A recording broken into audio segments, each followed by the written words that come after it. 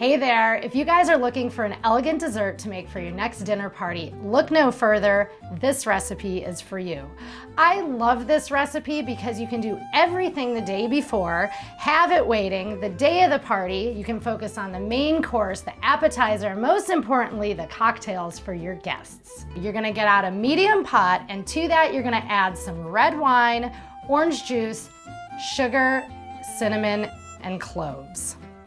You want to bring that to a boil, and while that is heating, you're going to peel the pears. What you want to do is you want to start at the stem and peel in even strokes all the way down to the base of the pear. You do this because you want the pears to look very pretty once they have finished cooking. If you take a peeler and start hacking away at it, you're going to have all these little nicks and divots in the pear, and it's going to be very unsightly once the pears are cooked. After you're done with that, put the pears into the pot, and you're going to cook them for about 20 minutes. Make sure you don't go over the 20-minute cook time because the pears will become mushy and no one wants a mushy pear. In a saute pan, add the butter, sugar, and salt.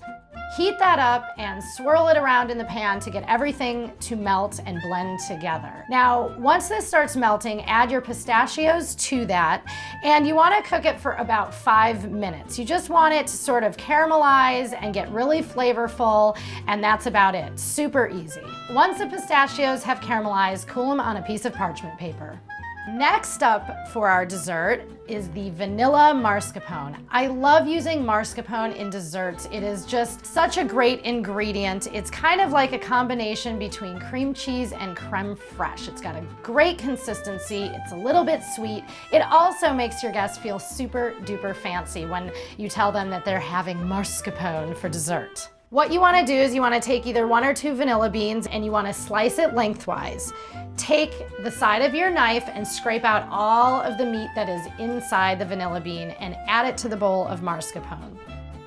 Stir it up, and that is it.